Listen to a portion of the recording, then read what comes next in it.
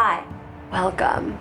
My name is Racheli, and if you've never been here before, I'm a recent cancer survivor, and I video blogged my entire journey, and I post videos to try and motivate you and make you smile, and also to give a really big insight as to what being a young adult that had cancer is like, or has cancer, which a lot of my videos were while I had cancer. And today is going to be just that. As you can tell by the title, today I'm going to talk about what life after cancer is like, and what being a quote-unquote survivor is like, and what remission is like.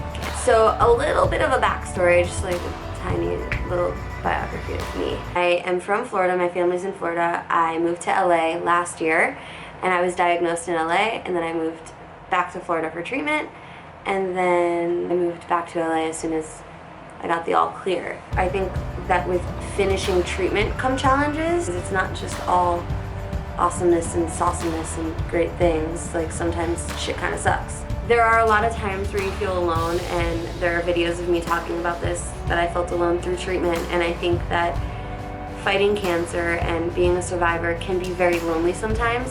A reason that I did these videos was as like a diary to myself and to talk, and you know, my camera hears me out and I get to speak and say what I want, and then it's out there, it's in the universe. There was this one day earlier this month that I was just having panic attacks. What I do is I whip my phone out, or whatever device I have to record on, and I film myself crying, whatever.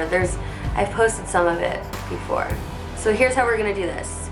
I'm gonna rewatch it right now.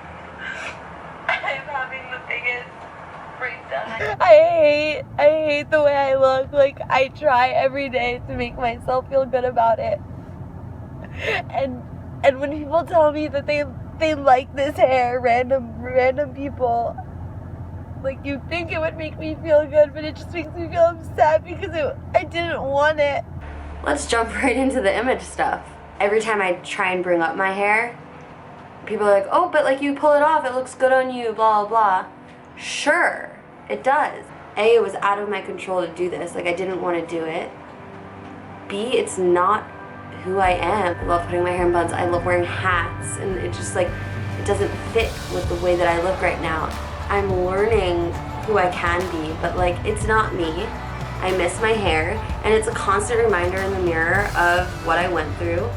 To get into like dating talk, it's always a topic of conversation, and then like, I have to bring up cancer right away, and then it sucks. Like, guys stop talking to me sometimes because of it. Like, I've been bailed on, and it's clearly because of that. As soon as the cancer shit comes up, it gets fucking weird, and it sucks. The hair is such a physical thing that people see firsthand. It's just there, and I know now people don't look at me and they think cancer.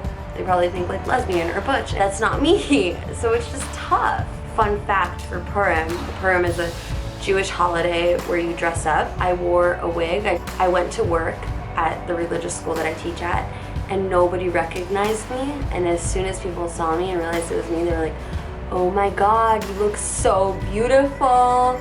You look gorgeous. Like, why did you cut your hair? It looks gorgeous. It's just a constant reminder, and it's shitty, and I'm excited to have my long hair back, but I'm going to make the best of this short hair and do that stuff. So let's keep watching this shit. I just want my family. Obviously, that's always going to be tough, whether you've been through cancer or not. Like, moving away from home is tough. And I remember being home for all of this and saying how I couldn't wait to leave my family. Not because I don't love them, but because there's just a lot of stress that comes with that. You know, I'm 22 now, like, I want to be on my own. I moved out of the house when I was 18. But it is hard, especially when it comes to health things, because you can't really rely on other people that aren't your family unconditionally. To have my family around would make things easier for me when like, I feel like something's wrong and I want to go to the ER or to the doctor. Like, it would just be a lot easier sometimes, I think, if my family were here.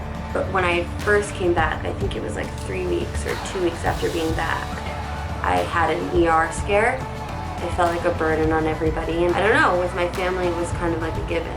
We were a team. Here, like, I don't want to be that girl that keeps talking about her experience with cancer, and I don't know how people do it. Like, I have friends that just went right back into their life, but like, it just consumes my thoughts, it consumes everything. So let's break this one down. Right before I say cancer out loud or say chemo out loud, I always think, do I want to say this right now? Am I being annoying? Am I being a burden on people? Are people sick of hearing me talk about cancer? This was our life. This is something that is such a big part of us. Chelsea is one of my very, very good friends. She's one of my best friends. And one night we were talking about all of this, and she had me draw a circle of all the things that make me up. But a point that we came to is that cancer will always be a part of me.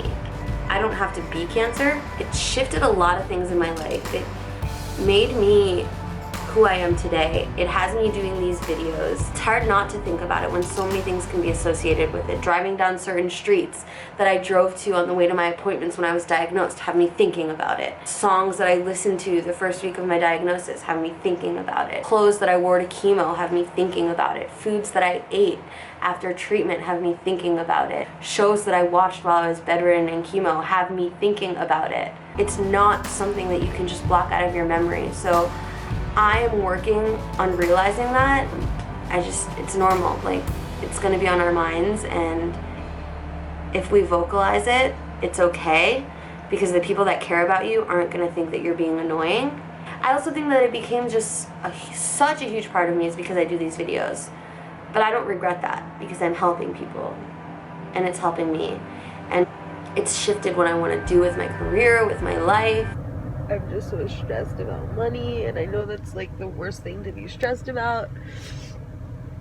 And I want to be doing what I love. When I was first diagnosed, I made a GoFundMe, and a lot of people donated, and it was fucking phenomenal to see all of the support and love that I got from people that I haven't spoken to in a while, people I don't even know, and my closest friends and family.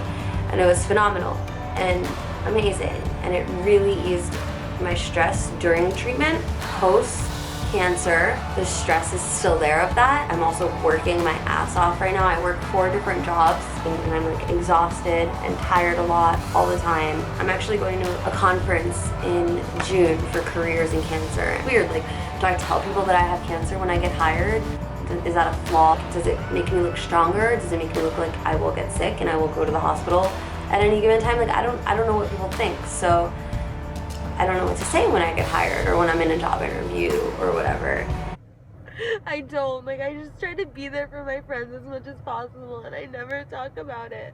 I need somebody to talk to. I think that before I had this breakdown, I wasn't talking to people about it, and this breakdown allowed me to open up to people. And my best advice to you is to not be afraid to open up and share that you are struggling, because another really important thing post-cancer is to surround yourself with people that you want to be like. Maintain as much positivity and love and fun and laughter around yourself that you can, because if you don't, you're gonna sink. Just surround yourself with the best of the best, because that's what you deserve. Just because you're done with treatment and the excitement is over doesn't mean that it gets easy automatically. Being a survivor isn't just that. You've survived a part of it.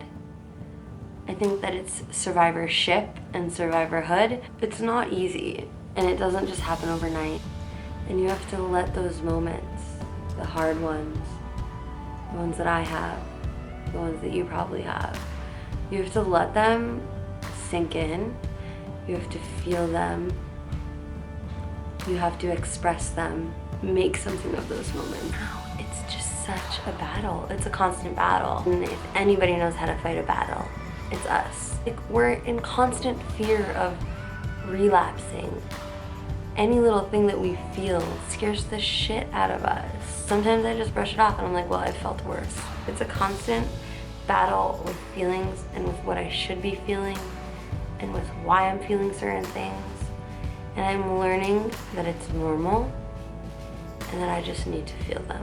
And I have a lot of transitioning to do. Like, people think that I'm back to 100%, and it's hard. Like, I want to be validated and recognize that I'm not back at 100%, but I still have a lot of room to grow. Somebody asked me today, like, am I feeling back to myself? And I said to him, I'm like at a 60% maybe. I'm just gonna wrap it up here. I just wanted to make a video about how life after, is it just like, oh fuck, I'm done with cancer, like life is back to normal. Life isn't back to normal. I will be okay, and I will get through it. But just know that if you're going through this, don't feel discouraged that you're not feeling your 100%. Thank you so much for watching. If you have any thoughts or are feeling certain things, let me know in the comments thing down below and we can talk about it. And you're really awesome. You're here. So remember, everything's gonna be okay.